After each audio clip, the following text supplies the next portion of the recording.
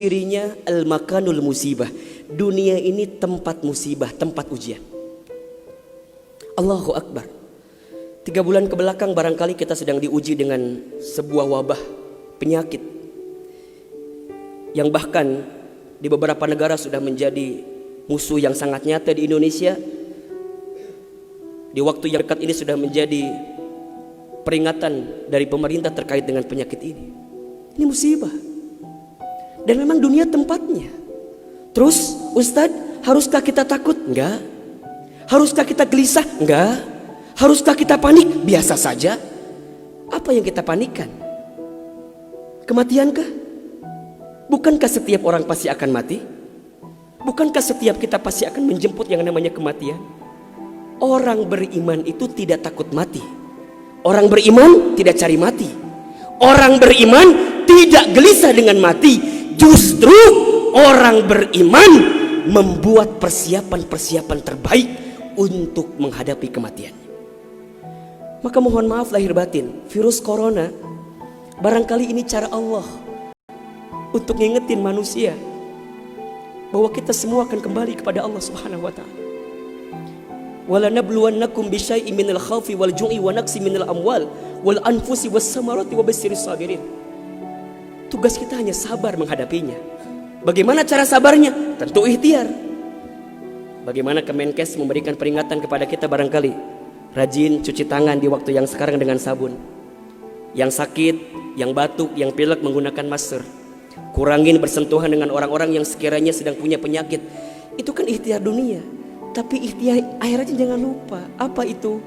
Alladzina idza asobathum musibah qalu inna lillahi wa inna ilaihi rajiun. Apa maknanya? Kembalikan sama Allah.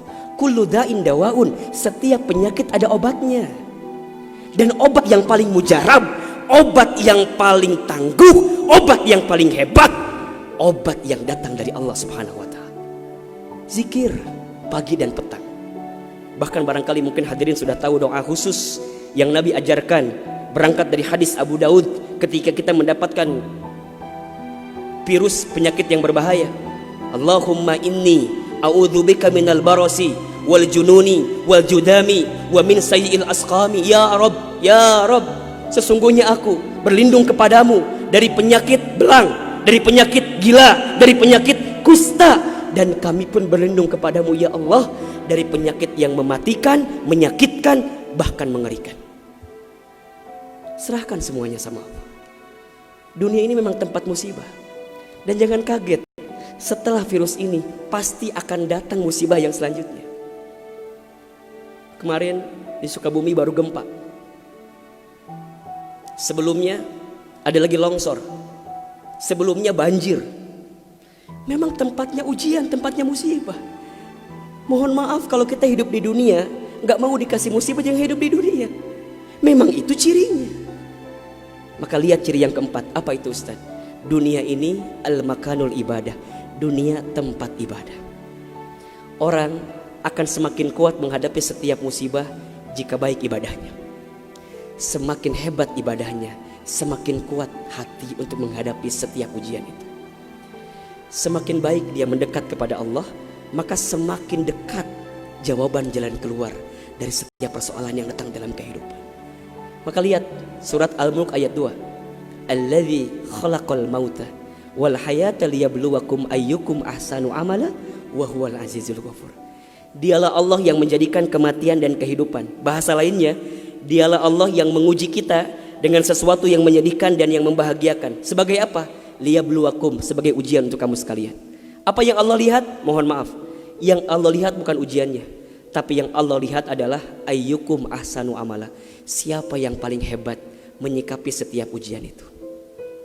Kalau di antara kita di sini ada yang sedang ikutan tes seleksi kemudian gak lolos, jangan salahkan soalnya.